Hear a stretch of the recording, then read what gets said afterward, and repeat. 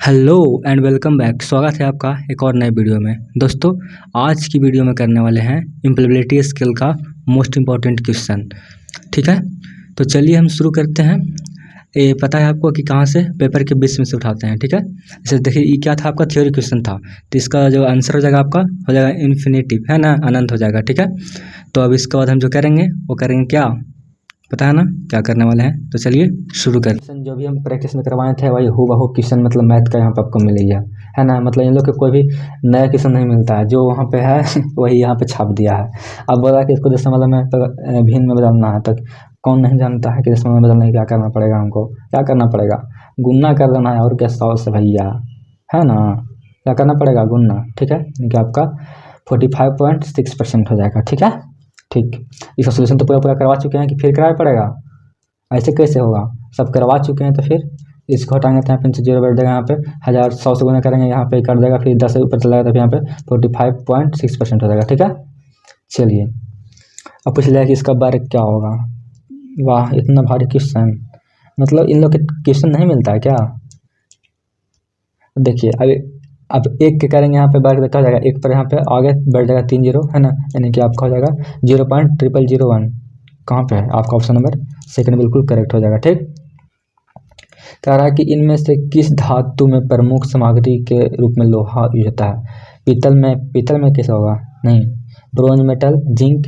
यहाँ देखिए ferrous metal, यहाँ पे जब फेरस लिखा हुआ है तो फिर इसमें तो लोहा होगा ही, है ना, ये खुद है फेरस धातु है जिसमें लोहा तो पक्का होगा, यानी कि ऑप्शन नंबर डी बिल्कुल करेक्ट हो जाएगा। ठीक, आगे क्या है कि वस्तु में निहित पदार्थ की मात्रा को क्या कहा जाता है, बताइएगा। तो कहा जाता है क्या, अब किसी वस्तु में अगर उसका अपना हो तो क्या है, अपना क्या होता है, तो एक आपका उसका कोई भी, मान लीजिए कि मेरे पास पेन है, क्या है, मेरे पास पेन है, तो इसका एक स्पेसिफिक क्या होगा, आपका एक मास होगा, है ना, मास मतलब एक द्रव्यमान इसका होगा अपना। ठीक है, ठीक, और कुछ तो नहीं होगा लेकिन द्रव्यमान तो होगा ना कम से कम। आगे देखिए, किसी पदार्थ के द्रव्यमान प्रति इकाई आयतन को क्या कहते हैं, बताइएगा। तो क्या कहते हैं, तो कहते हैं डेंसिटी कहते हैं, है ना, घनत्व कहते हैं, क्या कहते हैं, घनत्व कहते हैं। ठीक, आगे देखिए, कह रहा ऊष्मा की SI इकाई क्या है, बताइएगा। तो क्या होता है, तो आपका होता है जूल, है ना, यानी कि ऑप्शन नंबर यहाँ पे कहाँ पे, ऑप्शन नंबर बी बिल्कुल करेक्ट है। ठीक है, अब देखिए आपका आ गया डायग्राम से क्वेश्चन, इंजीनियरिंग ड्राइंग, है ना। हम बोल रहे हैं क्या कि अगर आपको सेपरेट चाहिए वीडियो ड्राइंग का तो आप हमें कमेंट कर दीजिएगा, हम बना के भेज देंगे, चैनल पर देख लीजिएगा। ठीक है, डाल देंगे, कहने का मतलब भेज देंगे, आपको घर भेज देंगे, है ना। तो तारा कि इस जो मतलब यहाँ पे जो ड्राइंग है ये किसको इंडिकेट करता है, किसको बता रहा है, तो ये कहता है किसको, स्टील को करता है। ये तो आपको हम पढ़ाए थे, पिछला सेट में आया था एक बार। ठीक है ना, ये क्या है आपका, क्या है, ये आपका है स्टील है, इस्पात है। ठीक, आगे कह रहा है कि इसका ये जो यहाँ पे है फिगर है, ये किसको इंडिकेट कर रहा है बाबू, बताइएगा। तो कर रहा है आपको कांच को, यानी कि ग्लास को। कांच कहाँ पे है, ऑप्शन नंबर, हाँ, ऑप्शन नंबर डी बिल्कुल करेक्ट है। ठीक है ना, कांच को इंडिकेट कर, ध्यान से देखिएगा। इस चीज़ का अगर दिखा देगा फिगर आपको तो क्या है, ये कांच है। ठीक है ना, ये अगर ऐसा दिखाई दे तो इसका मतलब क्या है, ये कंक्रीट है, कुछ ठोस पदार्थ है। ठीक है ना, ये आपको कंक्रीट को इंडिकेट करता है। ठीक, तो कंक्रीट कहाँ पे है, ऑप्शन नंबर 4। ठीक, आगे क्या है कि A4 शीट का ट्रिम किया हुआ आकार क्या होता है, तो क्या होता है दोस्तों, तो आपको ध्यान रखना है, हमेशा पूछेगा तो A4 पे पूछेगा, है ना। हम लोग जो क्या करते हैं, हम लोग जो निकलवाते हैं PDF वगैरह प्रिंटर में से, जो फोटोकॉपी दुकान से, तो क्या हम लोग क्या देता है, A4 पेपर देता है ना। तो आपका 210 इंटू 297 याद रखिएगा। ठीक है ना, 210 इंटू 297, ठीक है, ध्यान रखेंगे। और यही पूछे करता है, घुमाएगा नहीं। अब देखिए, कह रहा है कि इस मानक के अनुसार कौन सा ड्राइंग आयाम सही है, देखिएगा। तो इसको देख लेते हैं ज़रा, कहीं दिक्कत तो नहीं है कि इस साइड में, ठीक है, बिल्कुल सही है यार।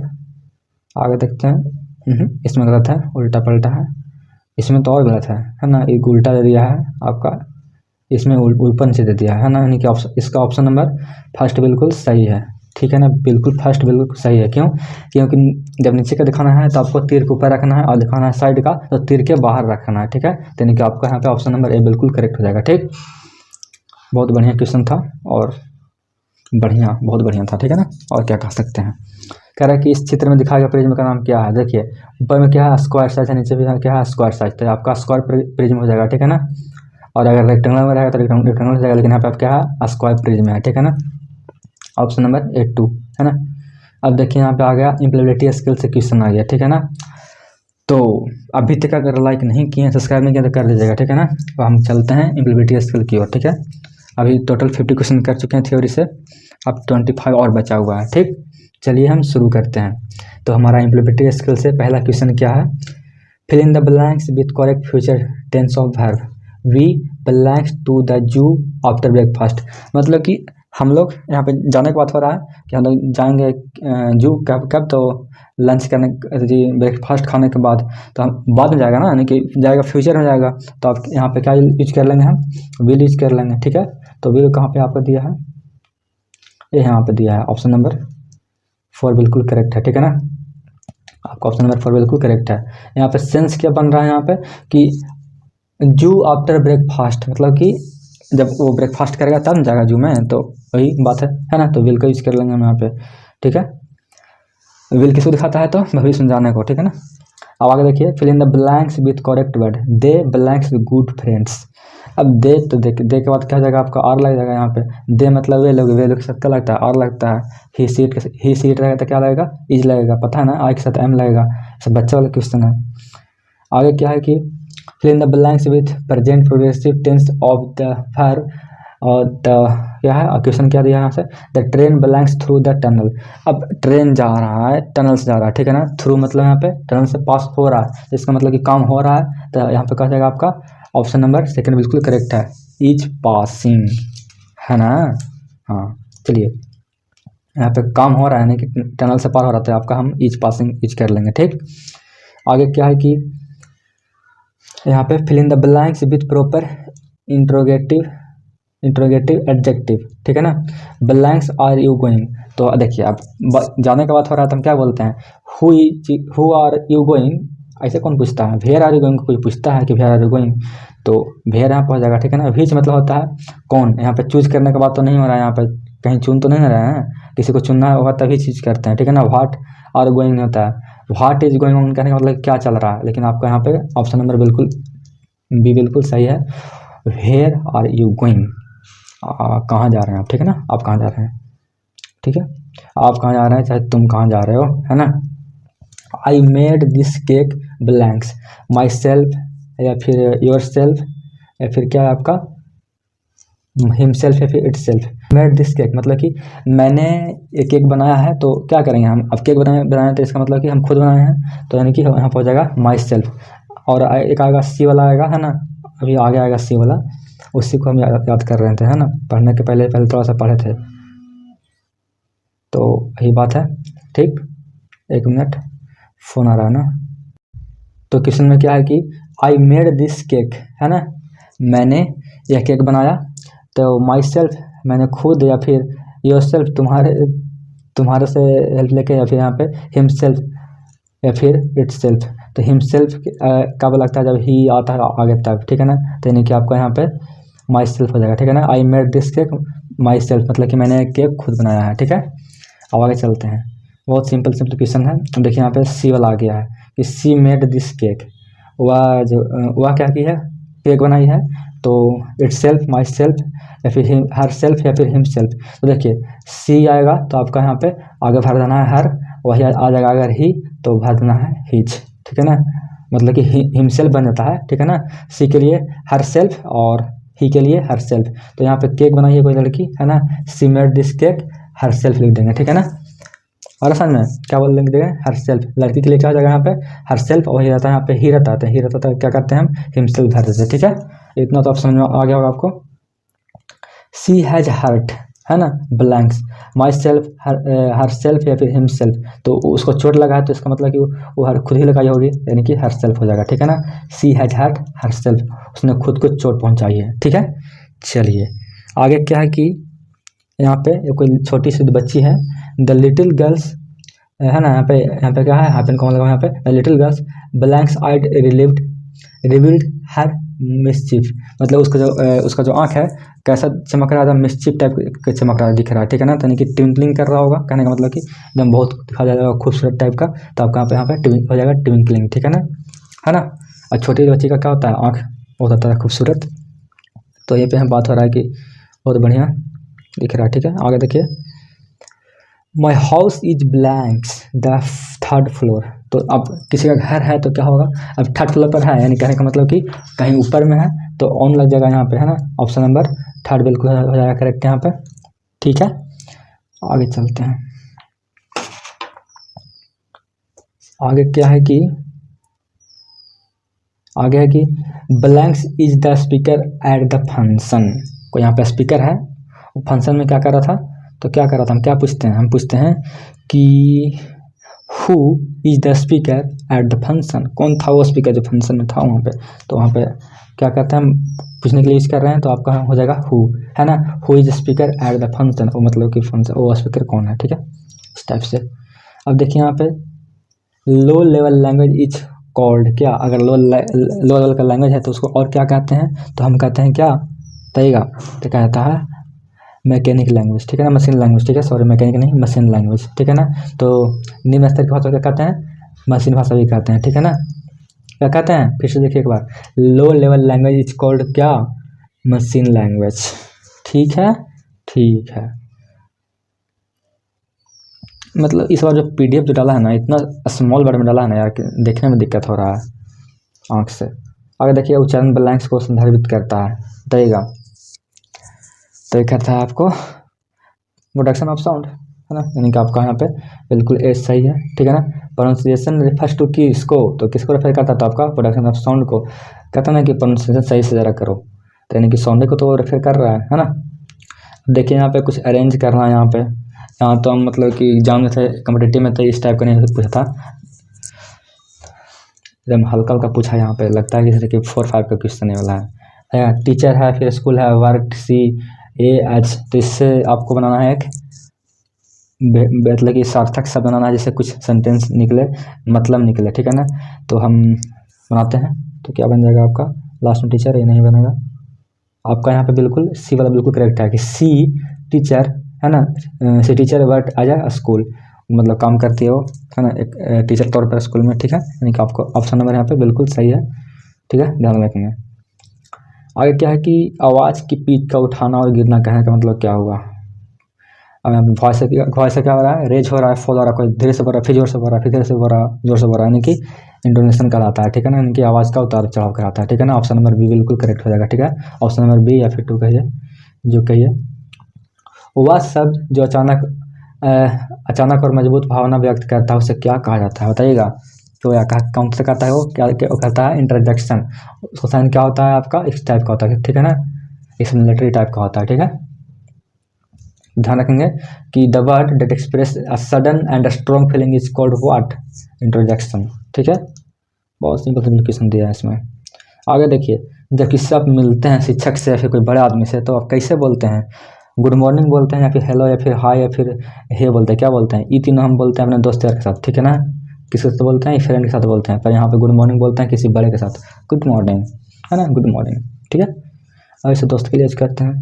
अब कह रहा है कि यहाँ पे आंसर शब्द में पूछ रहा है कि मुख्य अक्षर कौन सा है, साइलेंट वर्ड पूछ रहा है, हम लिखते हैं आंसर लिखते हैं ना।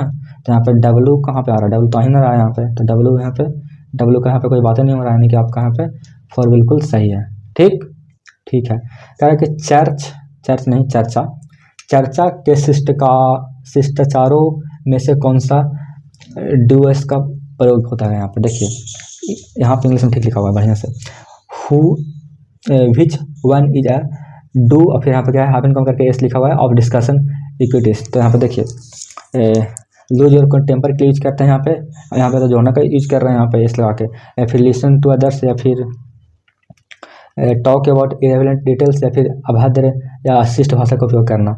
देखिए, अगर शिष्टाचार को बरतना तो क्या करना पड़ेगा आपको, आराम से दूसरे को सुनिए, ठीक है ना। कोई अगर बोल रहा है कोई भी, तो क्या करना पड़ेगा आपको, लिसन टू अदर्स, सुनना एकदम ध्यान से, कुछ बोलना नहीं है। तो यही आपका क्या है, एक शिष्टाचार हो गया, ठीक है ना, दूसरों के सुने, ठीक है, लिसन टू अदर्स। चलिए आगे क्या है कि यहाँ पे डोंट का यूज़ करना है यहाँ पे, है ना। तो यहाँ पे दिमाग खुला रखना या फिर मध्यम स्वर का प्रयोग करेगा, फिर दूसरे को सुने या फिर अनावश्यक भाषण ना करें, बताइएगा। तो कहने का मतलब अब यहाँ पे which one is don't of discussion equities, तो आपका यहाँ पे अब यहाँ पे डोंट मना के लिए यहाँ पे अगर मना के सेंस में अगर यूज हो रहा है यानी कि आपका एर्गुमेंट सही हो जाएगा, ठीक है ना, अनावश्यक भाषण ना करें, यानी कि ऑप्शन नंबर यहाँ पे फॉर बिल्कुल सही हो जाएगा, ठीक है। डोंट यानी कि मना करने की बात हो रहा है ना, तो मना करने के बाद यहाँ पे कहाँ पर हो रहा है आपका फॉर में हो रहा है, कौन सी बड़ी बात है। आगे देखिए कंप्यूटर का मकसद कौन सा है, CPU होता है, UPS क्या होता है आपका होता है CPU, है ना, सेंट्रल प्रोसेसिंग यूनिट बोलते हैं इसको, है ना। कार्डिनल नंबर कौन सा है बताइएगा, इतना सिंपल क्वेश्चन पूछा है कि क्या ही बताएं अब हम। एक होता है कार्डिनल, एक होता है ऑर्डिनल, सीख लीजिए आज। कार्डिनल एक होता है ऑर्डिनल, ठीक है ना। इसमें होता है 1 2 3 4 5 है, ठीक है ना, लेकिन इसमें क्या होता है फर्स्ट, है ना, फिर होता है सेकंड, थर्ड टाइप का, इस टाइप का होता है। तो देखिए जहाँ पे नंबर नॉर्मल दिखा जाए तो उसको हम जहाँ पे नंबर सिर्फ रहेगा नॉर्मल तो उसको बोलेंगे कार्डिनल। तो यहाँ पे नंबर कौन है, यहाँ पे 10 ही तो दिखाई दे रहा है हमको कार्डिनल में, ठीक है ना। अब देखिए अब कहीं भी दिखाई नहीं देगा आपको, नहीं दिखाई दे रहा है, तो जहाँ नंबर सिर्फ रहेगा वो जाएगा कार्डिनल, और जहाँ पे यहाँ पे इस टाइप से रहेगा आपका फिफ्थ सेकंड, है ना, इस टाइप से तो आपका हो जाएगा वो ऑर्डिनल, ठीक है। चलिए अब देखिए फिर से पूछा कार्डिनल नंबर, तो यहाँ पे एक ही हो जाएगा, ठीक है ना, एक, ठीक है। इससे तो आपका पंचमा हो गया, अंठमा दूसरा, ऐसा नहीं होगा, ये तो हो जाएगा ऑर्डिनल, ठीक है। पूछ रहा है कि एक्सक्लेमेटरी सेंटेंस यहाँ पे पूछ रहा है, अभी जस्ट ऊपर बताएं थोड़ा सा कि इसको हम एक्सक्लेमेशन साइन भी बोलते हैं, एक्सक्लेमेटरी साइन भी बोलते हैं। तो जिसमें आपका लगा रहा है इस टाइप का लगा रहा है यहाँ पे क्या साइन रहा है वो होता है एक्सक्लेमेटरी सेंटेंसेस, ठीक है ना। तो आपका यहाँ पे किस में है, इसमें तो फुल स्टॉप है, क्वेश्चन मार्क है, यहाँ पे फुल स्टॉप है ना। तो यहाँ पे आपका ऑप्शन नंबर ए बिल्कुल करेक्ट है, what a beautiful house is it, है ना, इट इज, कितना सुंदर घर है, ठीक है। आगे चलते हैं, 2 क्वेश्चन और बचा हुआ है। अब देखिए यहाँ पे एक्टिव वॉइस यहाँ पे पूछ लिया गया है कि एक्टिव वॉइस कौन है बताइएगा। देख रहे हैं हिंदी में लिखा है सक्रिय आवाज़, हिंदी में पढ़ के आदमी हो जाएगा बेहोश इंग्लिश में तो आता है यहाँ पे कि एक्टिव वॉइस भी कुछ होता है, लेकिन हिंदी में अजीब कुछ है यहाँ पे चल रहा है। तो यहाँ पे बिल्कुल ए बिल्कुल हो जाएगा करेक्ट। यहाँ पे Ram has passed the exam, है ना, यानी कि आपका ए बिल्कुल करेक्ट है यहाँ पे, ठीक है ना। Ram has passed the exam, ठीक है। यहाँ पे बीइंग है तो आपको तो होगा नहीं, है ना, बीइंग वाला कैसे हो जाएगा, नहीं होगा। एक है काम चल रहा है इसलिए हो रहा है, इसलिए आपका ये सब नहीं होगा। आपका ऑप्शन नंबर ए पकड़ाया, मार दीजिए, अच्छा ठीक है ना। इसको हम ऑप्शन नंबर ए मार दिए हैं क्लाक से। अब आगे निकलते हैं, लास्ट ही है। कह रहा है कि यहाँ पे पैसिव वॉइस पूछ रही है, ठीक है ना, यानी कि निष्क्रिय आवाज़। अजीब लिखा है हिंदी में, नहीं निष्क्रिय, अभी तक हम भी नहीं सुने थे कि निष्क्रिय भी होता है कुछ। तो पैसिव वॉइस में आपका निष्क्रिय कौन बताइएगा, तो कौन है ये आपका बताइएगा। ये हम छोड़ते हैं आप पर, ठीक है ना, ये हम छोड़ते हैं आप पर की कौन है, ठीक, सुन रहे हैं। एक ऑप्शन नंबर यहाँ पे डी भी है, ठीक। तो हम आप पे छोड़ते हैं कि बताइएगा कि ऑप्शन नंबर इसमें कौन सा है सही। ऐसे तो थोड़ा सा हम हिंट दे दिए हैं कि कौन है, तो बताइएगा ऑप्शन नंबर 75 का ऑप्शन नंबर कौन सा है, दीजिएगा कमेंट बॉक्स में, ठीक है। और आज की वीडियो में बस इतना ही, ये पूरा आपका मॉक टेस्ट खत्म हुआ। जय हिंद और जय भारत, ठीक है ना। और बस वीडियो को लाइक कर लीजिएगा, हम आपसे उम्मीद करते हैं, और सब्सक्राइब कर लीजिएगा, और एक कमेंट जरूर करिएगा, ठीक है ना। लास्ट में आपका इसका आंसर देना है आप ही को, ठीक। मिलते हैं अगले वीडियो में, तब तक के लिए बाय बाय, टाटा, जय हिंद।